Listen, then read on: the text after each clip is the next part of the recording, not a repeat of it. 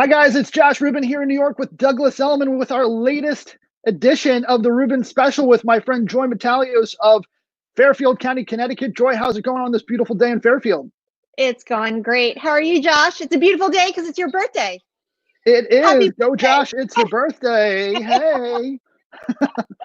I'll tell you one thing about my birthday that I always love, Joy, is that 99% of the time it's beautiful weather outside. And I have a stunning sort of Japanese maple tree outside that flowers around this time, and it has beautiful white flowers on it. So that's really the best birthday I could ever hope for. So Oh, I'm wow. quite happy. Wait, okay, Josh, I'm getting background. You have to help me out here on this. That's okay. You're doing well on Instagram Yeah, there. okay. All right, Yeah, good. yeah, I just you're wasn't sure whether you 100%. were hearing that You are sound, so you are in there. So Joy, we have awesome. a lot to celebrate because not only are we coming out of this pandemic, right? But Connecticut has never been busier. And for the last, I'd say 3 to 5 years, I've been talking to friends like you about the market in Greenwich, in the market in Westport, Yeah. Stamford, and it's really suffered the last few years. So tell us a little bit about your experience, specifically within the last 3 to 5 years. People paid prices that they couldn't get out, and now Yeah. there's a lot of demand and a lot of people interested in those communities. Yeah. So it's been a buyer's market for a while, for a few years, in Greenwich in all different price points. Obviously, the lower price point, obviously the lower that the price point is, there's more buyers that can afford that. But Sure. in our luxury market over $5 million and up, it's been slow. And specifically, it's been really slow in areas that are in what we consider backcountry. So Yeah. those are like 4-acre zones, horse farms, and it's just been something that's, everybody, the trend has been where everybody wants to be closer to town so that they can walk to school, get on the train, Metro North, it's a quick shot into Grand Central Station. And yeah, now people are kind of like, you know what? I don't mind the space. I don't mind having the nature and having acres of land. Huh. And I'll drive 15 minutes to get groceries. So it's the shift has turned quite a bit. Now Yeah. in backcountry, we tend to have very large homes. So we're talking there's 10, 20,000 square foot homes on large lots. Wow. And so And those what's the homes, what's the price point of those homes? gosh, they go all the way up to like 30 million. But the problem was, Josh, is that a lot of those homes that used to be the trend a while ago, where everybody, the baby boomers, wanted these massive houses, and they decorated them, and they brought in designers, and they were big, beautiful 8, 10 bathroom homes, right? And now they're dated. So anyone that comes to look at those houses are like, oh my God, it's a massive house. It's a lot of cleaning, and we have to renovate the whole thing. So it's not what people are looking for. And so that's why the smaller home, which is closer to town, has always been the trend. But again, we're seeing very quickly things have changed. So Yeah. there's definitely more of a trend toward the space now. It sort of went away from the space where people didn't want the maintenance, the taxes, the acreage. They wanted something a little bit more compact and manageable. And now, just in the last couple of months, you're seeing greater interest in those properties of significant size. Yeah. So and it's more so in that area, what we call backcountry, where it's just further away from town. So we're seeing that people are interested in seeing those properties because they're still thinking that they're going to go back to New York. They're like, you know what, we'll buy a house in backcountry because that part of our town has been very much a buyer's market for a while. And they're like, maybe we can scoop something up and have a vacation home and still make New York City our primary residence. And then when schools open up again, then we will, just drive our kids into the city from there. And if this were to happen again, that they'll have a place to escape to very easily. Yeah, Um, and so you said that those homes are 10 or more million dollars. Is that right? no, they range. I mean, so what's interesting about Greenwich is for the same $1.5 million or $2 million, you can get, say, 0.3 of an acre in a community like Riverside, Old Greenwich, where the houses are closer together, and kids ride their bikes, and people live in those communities so they can go to the beach and have their kids, play ball in the middle of the street. Or you could have 4 acres in backcountry or 8 acres where there's a lot of land and privacy. So it's interesting that we have such a diversity of property. We have 11 different elementary zones. Wow. So for schools, so it's a very large community, and yeah. So that's and so with those elementary schools, I would assume that some are better than others, or is it the same administration and the same curriculum throughout? Yeah, so the beauty about Greenwich is that we have a very strong public school system, and at the same time, we also have lots of private school options. So it really again depends on what you're looking for. In the areas like Old Greenwich, Riverside, it's great because the kids can walk to school, whereas other areas then they'll be bused to school. Right. Right. Yeah. Yeah. And so how did you wind up in Greenwich? It seems, you have this girl, you grew up in New Jersey, but then somehow here you are in Fairfield County. Jersey girl. So, well, I went to Columbia, and so I was with Douglas Elliman for many years. Upper West Side. My first year, I sold, 22 studios, co-ops that nobody wanted to touch, right? All the senior brokers are like, yeah, give it to this little girl. She'll run around with these studio buyers and do these board packages. And then I went up to Westchester County. We lived in Larchmont for a while. And we loved Larchmont. It was a great commute for my husband, but the taxes were really high. And I met someone at a cocktail party. He said, "Oh, I live in Greenwich." She lived in Coscob, which is a section of Greenwich, and she's like, "My taxes are $5,000 a year." And I was like, "That's impossible. There's no way." Because we were paying $35 in Larchmont for a little postage stamp. Right. And sure enough, I came home and I started looking at real estate, and I was like, "Oh my gosh, we could move to Greenwich." And that's how it all happened. Yeah. So it was really taxes that were the motivator for you to think about Fairfield County and Greenwich specifically. Yeah, it was the taxes and the land. I think once you cross the border into Connecticut from New York, we just have more property. We would go to the Whole Foods in White Plains, and you park in a parking lot that's like a department store parking lot, and you go around and around in a circle to go grocery shopping. And yeah, I'm from Jersey and I'm used to more space. And the Greenwich Whole Foods is very nice. You park, you get your cart, you go to the grocery store. It's just easier, Yeah. So it's an easier quality of life as well.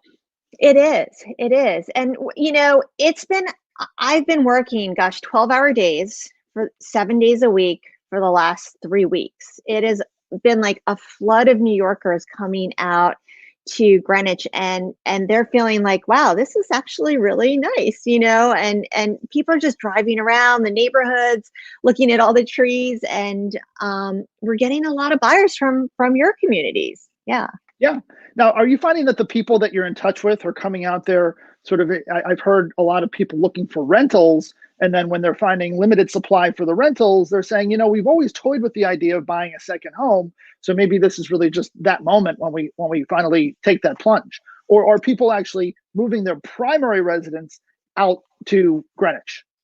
I think a lot of them are confused. So we're working with a lot of confused, frantic, and listen, I'm a New Yorker at heart, but they're also demanding. So, you're used to the clientele, and they don't know what they want to do. A lot of them have to make private school decisions. I've heard June 10th was one of the dates that one of my clients said the other day, of whether they're going to make that deposit and have their kids go to private school in New York City, or if they're going to move out here, be it in a rental or if they purchase something so that they can start school in Greenwich.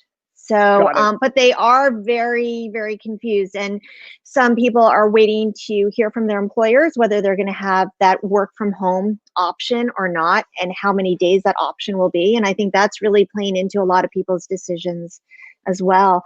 Some of them have co-ops to sell, and they're a little concerned that they're not going to be able to sell them quickly because, from my understanding, you can't even get in to sell them for some people.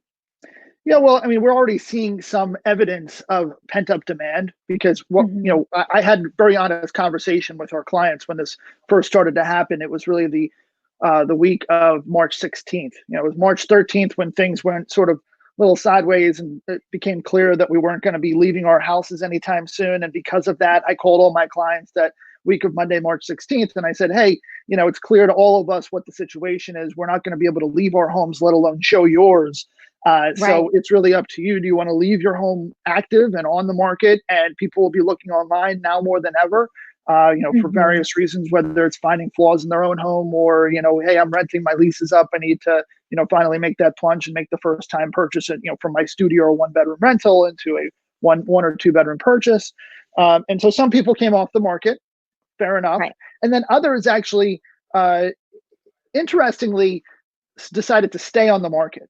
And those that decided to stay on the market, we actually saw an increase in inquiries over the course of the last few weeks. And so with those came offers. One in Right. particular we listed about 3 weeks ago, and it was a 6 floor walk up that I had on the market last spring. Got offers that were sort of, typical 5 to 8, maybe 10% below the asking price. Buyers were expecting some negotiation, and the seller said, look, I'm only interested in selling at my asking price. So last year at this time, we didn't get their asking price. And Right. then they took it off the market, found a new home to move to that they didn't need to sell the first one in order to buy the new one. And then we relisted it, and we got 100% of our asking price. Why? Because there's nothing else available. So the buyers are Yeah. looking around and saying, hey, I need to move. My lease is up. What's available right now? And so they're saying, well, this is available and this works. We like it. It's charming. It's affordable. It's a convenient location, good condition. So we got 100% of our asking price. So a Yeah. lot of sellers in the city are actually using this to their advantage and saying, hey, a lot of people are waiting for the sky to clear because there's a prevailing sense of uncertainty. So they don't want to list into what they feel is a soft market. So they're going to Right. wait until September, until the media is reporting on the incredibly busy summer we've had, and they're going to miss out on that opportunity. So the people that you and others are in touch with who are thinking about selling in Hmm. the city, I would say, now is the time to put them in touch with Mr. Optimist, Josh Rubin, who's going to be able to sell their co-op lickety Yes. split.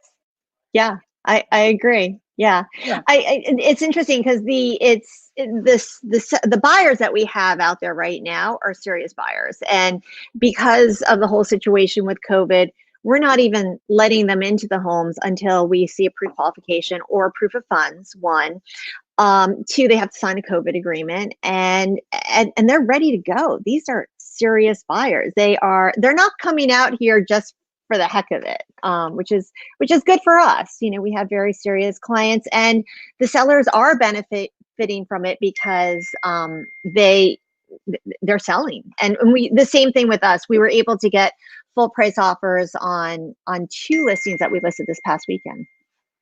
Wow, that's great. So the market is super active out there as well, which is awesome. Um, you know, One of the things that I'm doing, Joy, is talking to friends of mine and ours like you, Yeah. right, Uh-huh. in these other markets, and it's enabling us to really get a sense of what the market is truly like without operating in the vacuum that is New York City. Whereas you pointed out a minute ago, we can't get into these homes, we can't get into Right. buildings. A lot of buildings are restricting access. They're not permitting people to get food deliveries. They're not allowing them to get grocery deliveries, dog walkers. They have to make arrangements to come down to the front of the building to meet people. So it's super challenging. But the other thing that I'm doing is I'm speaking to attorneys who do a Hmm. lot of volume, right? And so the attorneys are people who are no, they're being told about deals being done because they have to do due diligence and or prepare contracts and hold escrow deposits, because Right. New York City is really an attorney market where attorneys are involved more so Yeah. than other We are markets where. too. Yeah. Yeah, yeah. Hmm. And so these attorneys are telling me that they're super busy. And so Yeah. I just spoke to Sandy Kraus, who's an attorney that does a lot of our work, and he was like, "Oh my God, the volume of work has picked up tremendously just in the last week to 10 days, which is super interesting, and I think it's a great leading indicator." Yeah.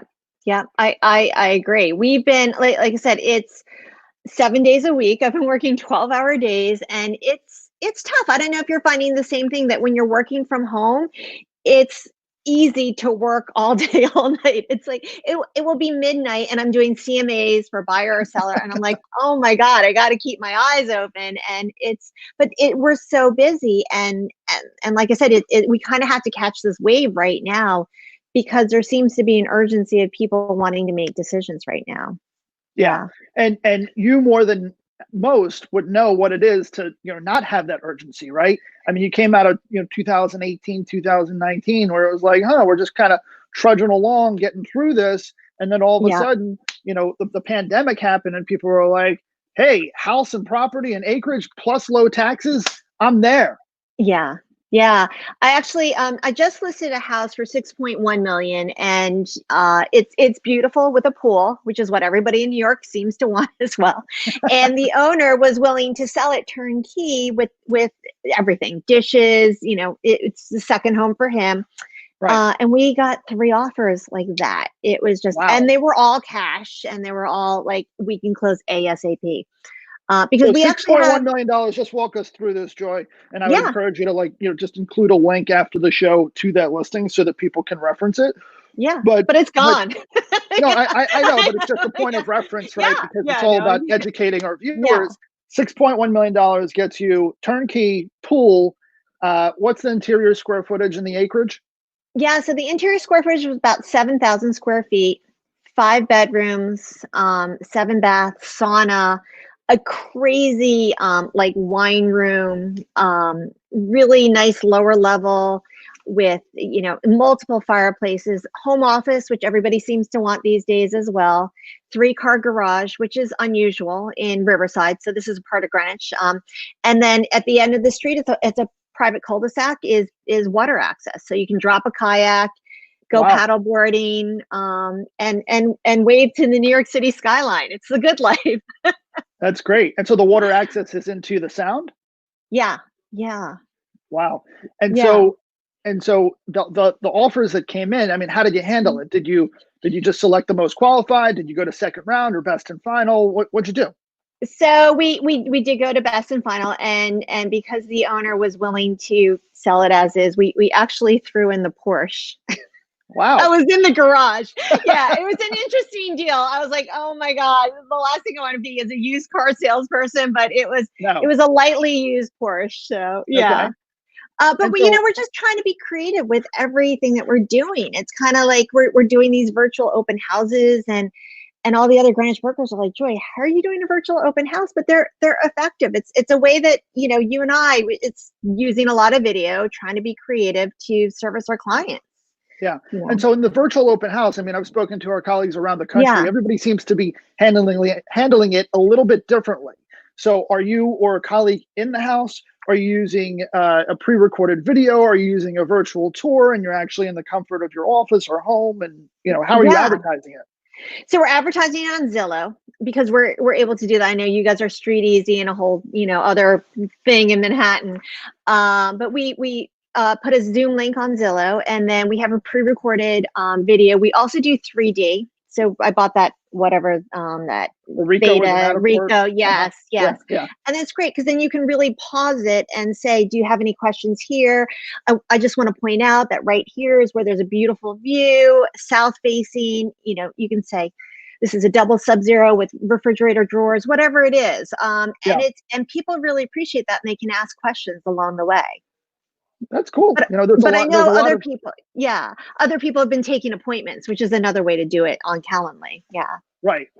There's a lot of innovations that are coming out of this experience, and the virtual open house tour is one of them, right? And so we're having a lot of people that are being able to see these homes without ever leaving the comfort of their own home. And it's also more convenient for our sellers too, because sellers are very apprehensive about strangers coming into their homes and touching things. And, this eliminates all of that foot traffic. And I know a lot of our colleagues have actually done deals virtually. The people are not even setting foot in the home. They're just saying, you know what, I'll see it at the inspection. Yeah. Josh, initially it was really tough for us. We were getting a lot of phone calls, like I'm sure you are, and talking a lot all day to people. And a lot of the New York City people were like, we really want to come out, but it's a big effort to get a car, to wipe it all down. You don't know who brought it out of the garage. It's a whole process, driving with the windows open to try to find a house in Greenwich. It's a whole process. But I think things are easing up a little bit right now. I'm really, I'm sad to see what's going on in New York right now with, the George Floyd. It's a friend of mine has a store in Union Square, and he posted pictures. His store was all the windows were smashed. They took all of his inventory. It's just, Wow. it's kind of like I think it's tough times right now. Yeah. And you know, Yeah. yeah. Which store is it? Because my office is right there. Rothman's. Yep. Rothman's. Yeah, right on Yeah. Park Avenue there and 18th Street, right? Yeah, Yeah. yeah. And he had such a good attitude about it. He's like, I understand the violence. I understand that, these voices need to be heard. And we'll get through this, like all New Yorkers do. Like everybody always overcomes. And New York will come back. I mean, we've always wanted to go back to New York, get a pied a terre, and I think it's going to be a good time to buy soon. Yeah, I have no doubt that there will be opportunities here over the course of the next 6 to 12 months. It'll, boil down to, how the equity market handles the upcoming elections and, the Yeah. uncertainty that is sure to follow. But, I have greater confidence in New York than I have in the last 3 to 5 years. And I got to tell you, ever since the Great Recession, I've felt like, oh boy, this is like, getting a little too far ahead of itself. And I felt that way, frankly, for the last 7 or 8 years. And I've been wrong. Right. But, now that we're in this situation and I see how, not only the United States, but the housing market, the global economy, and the stock market is responding to it, I'm thinking, hey, you know what? If we can sustain a shock like this, then Yeah. I think we'll be okay for the foreseeable future anyway. Yeah. Yeah. Yeah. No, well, I hope you guys are able to get out there soon. Yeah, absolutely. So, Joy, did you start at Douglas Elliman? Is that where you actually started in the business? I did. I was in the Apple Bank building on 72nd Street with Jeff Rossi and Kay Brover, actually, years ago. Yeah. And it was a great office and loved it. And then moved out to Westchester, and then up to Greenwich. So yeah, it's been a good ride. Yeah. I know some other colleagues of ours who have done the same thing. Started out in the city, and then as they meet their significant other and start having kids, they move out to Westchester, et cetera, Mm-hmm. and they make that suburban migration, but they continue to work in the city. So, what was it that you started your career here in the city? You moved to Westchester, and then did you keep working in the city when you lived in Westchester, or did you move your business up there? I did for a while, just because I had some high profile clients that were worth coming into for. But I have 3 kids. It's hard. So then it was easier. There are different things from Manhattan selling. We don't have to deal with board packages, but we have to deal with major inspections, septic, well water, everything else. So we have other challenges, whereas, but I'm happy never to do a board package ever again.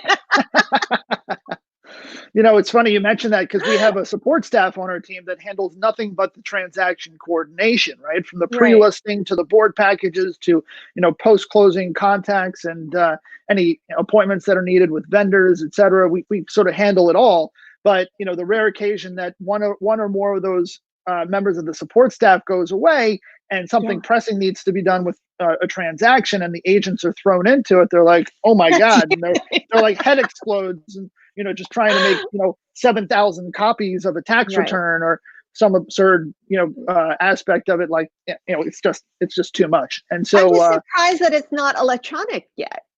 Well, that's another one of the innovations that are coming out of this pandemic is, things are going more digital, more electronic. But historically, these buildings were just like, nope, we want to see the physical application. We want to kill, an acre of trees in the process. But now things are going more digital. It's a combination of DocuSign and Dropbox, and so that's a good thing. So it's unfortunate that this had to happen for us to get to this point, but at least we're there now, and I think it's going to be a good thing going forward. And so tell us about your first deal, Joy. Do you remember that, your very first deal in the business? Yeah, so it's interesting because my kids were asking me about this. My first, I did an open listing, and I did a open house at 157 West 79th Street. So that beautiful block, it well. And I know that building. It's an Art Deco building on the north side with the arch sort of entryways to the living room. Yeah. Yep, and it was a junior 4, and from that open house, I kept doing open houses for this one listing. gosh, I got all my first clients. And it's interesting because I've stayed in touch with those clients who have then, they bought in New York, I sold them in New York, and then they moved up to Westchester. Wow, And so then I helped them in Westchester, and I'm still friends with like, gosh, at least three of them from that initial open house. So, that's but incredible. that was the start of, yeah, it was just really legwork, you know. Yeah.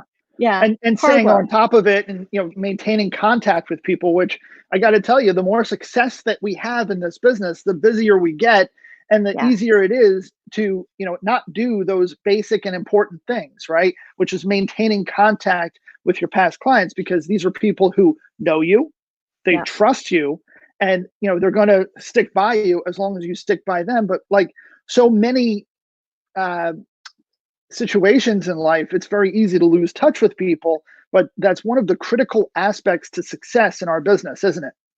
Absolutely. I think it's also really important to listen to people. I took a New York City client out this weekend, and she sent me an email, and it was so sweet. She's like, I just wanted you to know that, like, I felt like you really listened to us and you understood our needs. Which, she's like, we were also shopping in Westchester, in New Jersey, and Long Island, and she said we just felt like the broker wasn't really listening to what we really needed. So Wow. I think that's important. Yeah.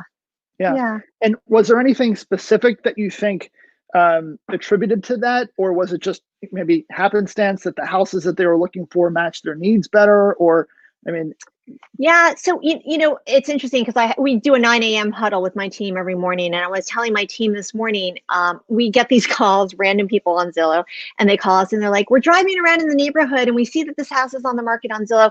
Can we get in now?"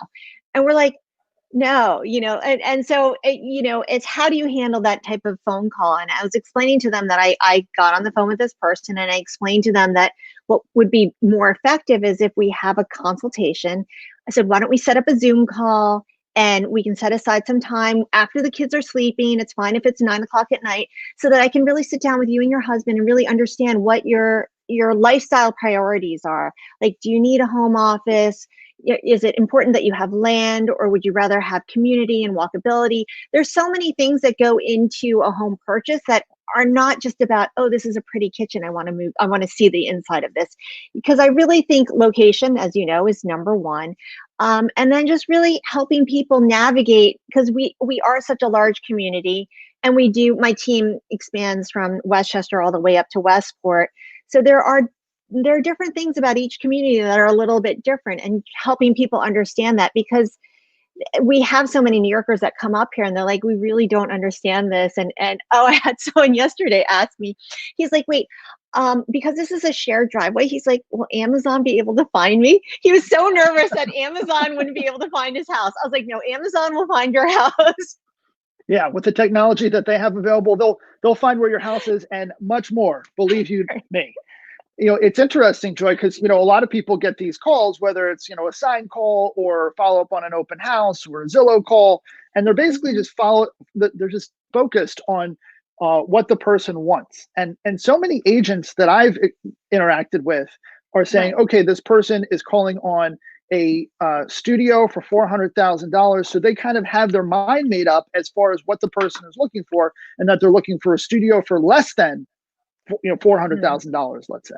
And really, if you get to know someone and what their needs are, Right. that's going to take you a lot further. And a number of years ago, I got an internet lead to somebody who had signed up on the Elliman website, said that I was their agent.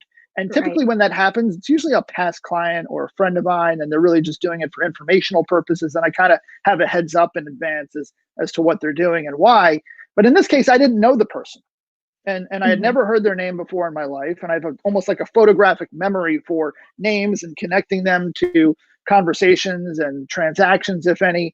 And I didn't know this person, so I called them up and introduced myself. And she said that she was looking for a rental, and she wanted it furnished for the summer for her dogs. And so I put her in touch with an agent on my team at the time, a guy named Daniel Blattman, who's still in the business, and he's gone on to a successful career at Tripleman, I think. And so Oh, okay. Dan Uh-huh. Dan called her up, and to Dan's credit, got a better sense of where she was coming from and what she was really trying to find. And she wanted a rental. Here's where Dan took it one step further. She was looking for a rental for the summer so that she could be here in the city on the ground in order to find a townhouse. Okay. Ah, So she went from a $10,000 a month short term rental client to a townhouse buyer who could spend anywhere around $10 million. And again, because Dan at the time was new to the business, he had the time to look through all of those, what I call junk emails. And right. Ryan Serhant had sent out an email about a townhouse that a seller of his had listed with him for, a very long time. And Ryan had started off at 15 million and then reduced it to 13. Ryan sent out this email to the entire brokerage community saying, hey, my seller says he wants it sold this weekend. He'll consider any offer over $8 million, which at the time was a screaming deal. Right. This is a mint condition, newly renovated townhouse with an elevator. And Dan was speaking to this client and said, well, you'll never believe it, but I just got this email that this $13 million townhouse can be yours for any offer over $8 million. So she was living down south at the time. And she said, wow, that sounds really compelling. She said, I'm going to get on my plane tomorrow with my pilot and fly up to New York so we can see that. And she did. And Dan took her out, showed her 5 or 6 different townhouses. And Right. she ended up purchasing one of those for, I believe it was $9.5 million.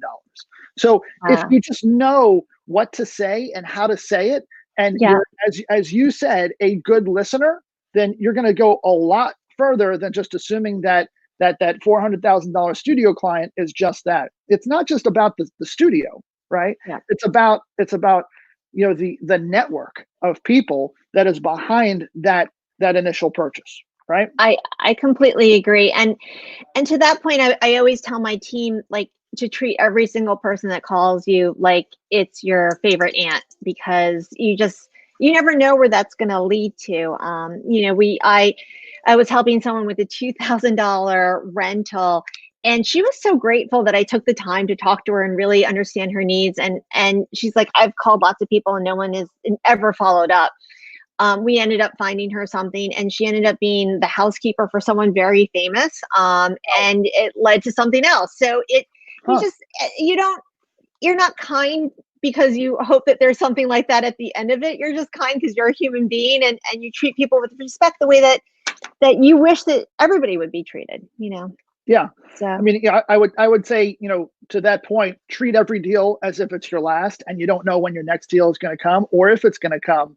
And then people will feel that. It's kind of like, I believe it was, is it Neiman Marcus, which is known for its, fantastic customer service, and, they'll take anything back at any time for any reason. And they know exactly what you said the last time you were in, and what you're looking for, and your entire purchase history, so they can kind of match you up. And it's really just about, the customer experience at the end of the day, and how to speak to people, and treating them like they're your family, right? I spoke to somebody yesterday. I can't remember exactly who it was. Oh, Gregory Orenstein. He's my favorite interior designer. And Gregory, he is so fantastic because people, he's like very disalarming, right? He's not sophisticated. He's not intimidating. He looks like just this cute grown-up boy who's now like 50 years old, and he shows up with, capri pants and like kind of like a whirling dervish, but he is a savant. And I've referred Gregory to dozens of clients who have all loved working with him, but he's just very he's like disarming is what I'm trying to say. Like, people are very at ease with him. And he said, I said, people don't realize how lucky they are to work with you because, you care about them so much. And he said, it's interesting that you say that, Josh, because, and I treat people the same way. And he said, because I work with people like they're my family, right? Yeah. If that woman was my mother or my sister or my aunt, would I want her to have that sofa or this chair or that lamp? And I'm the same way with apartments. I'm not just here to find you the first thing and move on with my life. I want to find you the right thing at the right time. And, that's why, I've been as successful as I am, because people know that if it's not the right offer or the right listing, I'm going to tell them, hey, here's the situation. And I know on the surface it might look great, but, you need to think about 3 to 5 years and how it's going to impact your life. Absolutely. And just going back to that buyer consultation thing that we were talking about, I was talking to someone the other day, and one of the questions that I always like to ask is, how many years do you think you're going to be in this home? And their answer was like 3 to 5 years. And I was like, and their price point was varied. It was like either 2 to 5 million. And I was like, listen, if you think you're going to be leaving in 3 years, I was like, we should be looking on the lower end of that spectrum. I was like, I'd love to sell you the $5 million house, but if you're going to call me up in 2 or 3 years and you're going to want your money back, I was like, chances are you're going to have a higher pool of buyers that are going to be able to afford the $2.5 million house than the $5 million house. So let's be smart about this. And they really appreciated that honesty. But again, it's like making sure you understand all of their goals, you know? Yeah, absolutely. And it's important that you not only look at that as, okay, you want to buy this apartment, but what is your long-term goal?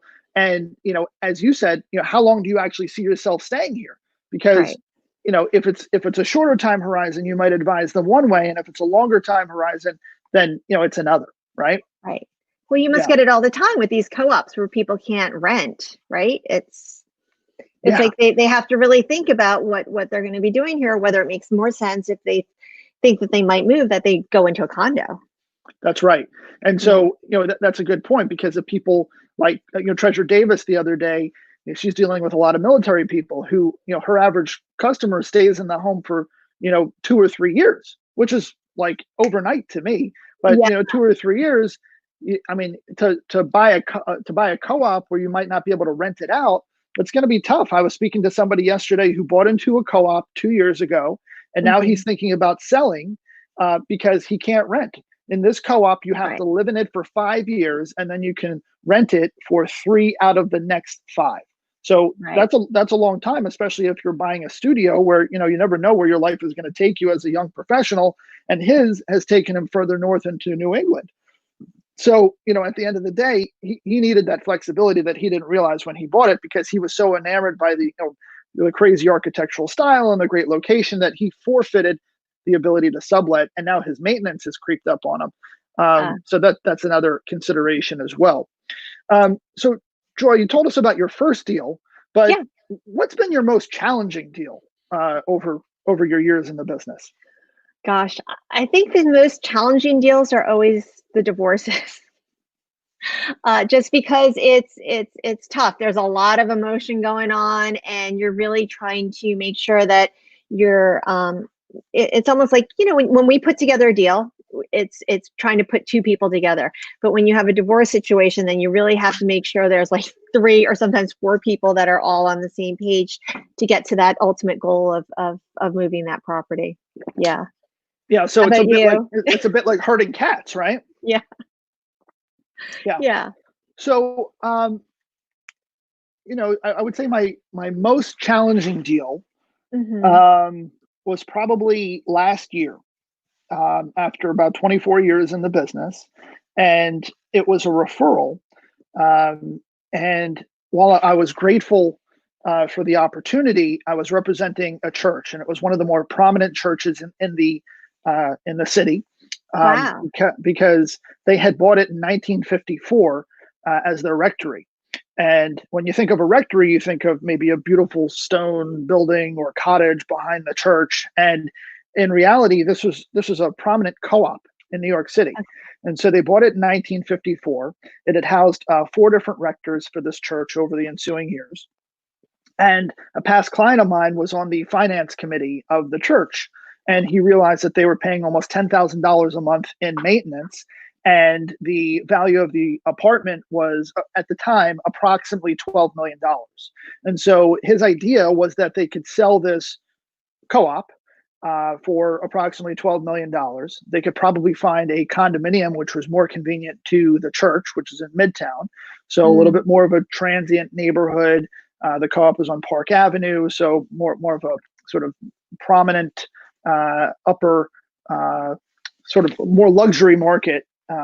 And so his idea was that he could sell the co-op, get similar space closer to church for approximately half, and they could bank the difference, and that difference would yield enough to pay the monthly HOAs in the condominium.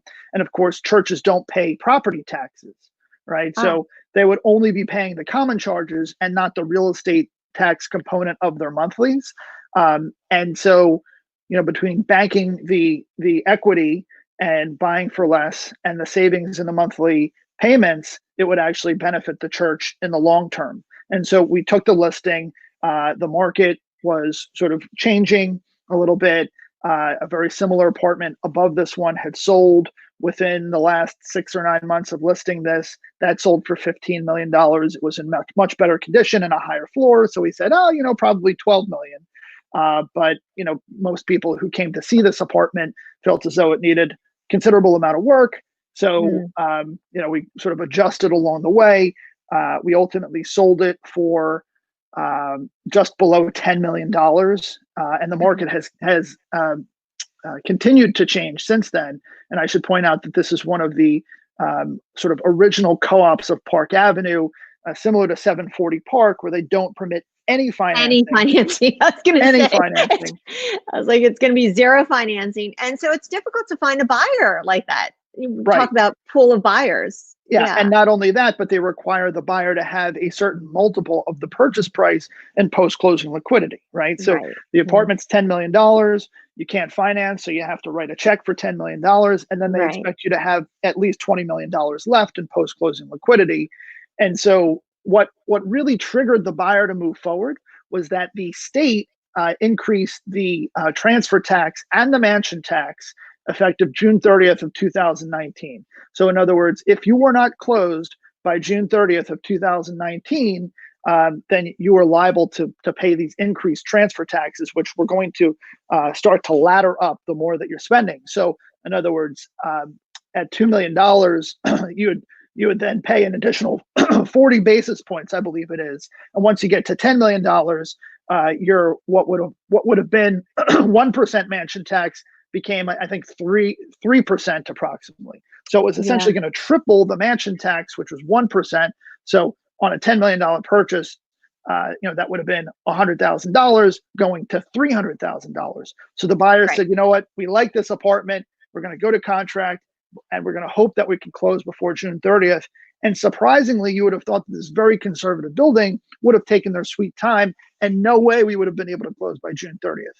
But once we went to contract, the managing agent took over, the board took over, and they reviewed the application and met with the buyers. The fastest I've ever had any co-op transaction in my entire career. I'm sure you had something to do with pushing that along too, to make sure that it got done before June 30th. Well, I was praying to every god I knew, but aside from that, it was really, out of my hand. But we got very lucky, and both parties wound up in a very fortunate position. So, I'm happy for my clients, the sellers, and I'm also thrilled for the buyers who should be wrapping up their renovations any day now. So that was one that we sort of got in just under the wire, and I'm grateful for. Yeah, we are. We're raising our mansion tax July 1st of this year. So we're also staggered. So it's the first 800,000, and then up to 2.5. And actually, it's usually anything over 800,000 is taxed at 1.25. But now, as of July 1st, anything over 2.5 million is going to be taxed at 2.25. So it is a huge incentive for the sellers of a $10 million home to sell it before July 1st. So yeah. And so that's the mansion tax or the transfer tax? So we're calling it our mansion taxes. It's paid by the seller. And it's a transfer tax. Got it. So that was my next question as to who traditionally pays it. Right. The seller who pays it. Yeah. It's interesting because we always have this cute little sheet that shows closing costs of New York versus Connecticut, and we're much cheaper. So. Even still, right? Yeah. Wow. That's incredible. Yeah. So Joy, thanks so much for joining us today. You've been a real star for spending time with us in your hectic schedule. Congratulations on the market up in Fairfield County picking up. Everybody, this has been Joy Metalios of Fairfield County, Connecticut. Joy, I'm going to include your contact details in the comments below. If you wouldn't mind just sharing a link to your $6.1 million listing so people can reference that, that would be awesome. Yeah. And we hope to see you soon, okay? Yeah, and happy birthday. Oh, thanks so much, Joy. Take care.